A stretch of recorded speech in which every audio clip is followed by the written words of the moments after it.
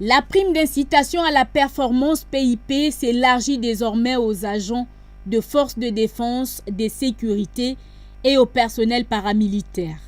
C'est du moins ce qui ressort des discussions entre le ministre du Budget et des Comptes publics Christian Magnagna et ses collègues ayant en charge les départements de l'Intérieur et de la Sécurité, de la Défense nationale et de la Justice.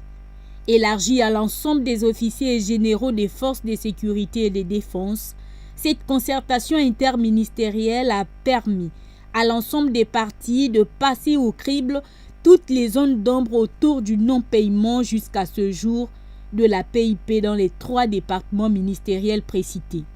C'était l'occasion devant ces troupes évidemment de les rappeler sur la volonté du ministère du Budget de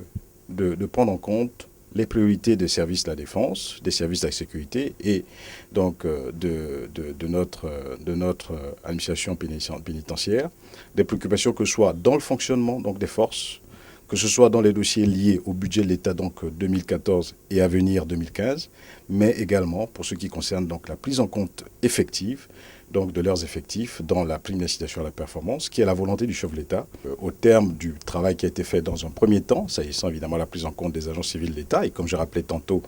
il était difficile de les prendre conjointement. L'objectif ici, ce n'était pas d'exclure les militaires de cette prime d'incitation à la performance. C'est une décision que le chef de l'État a voulu rendre juste, qu'il veut juste, mais qu'il veut surtout général à l'adresse évidemment de tous les fonctionnaires de l'État et à la matière. Il faut rappeler que les militaires et paramilitaires sont des agents permanents de l'État et qu'en aucun cas, évidemment, nous ne pouvons les exclure. Le paiement de la PIP et notamment l'évaluation et la catégorisation des militaires, policiers et gardiens de la paix devra prendre en compte le mode de gestion interne des ressources humaines. Nous n'avons aucun problème sur le problème de l'évaluation des militaires, dès lors que les militaires eux-mêmes ont déjà mis en place un système d'évaluation de chaque militaire. Nous avons juste adossé des critères de performance que l'administration aura retenus, en tenant compte évidemment de ceux qui existent déjà dans leur registre. Il n'y a plus de raison de douter, les agents de forces de sécurité et de défense et les personnels paramilitaires vont percevoir incessamment leur prime d'incitation à la performance,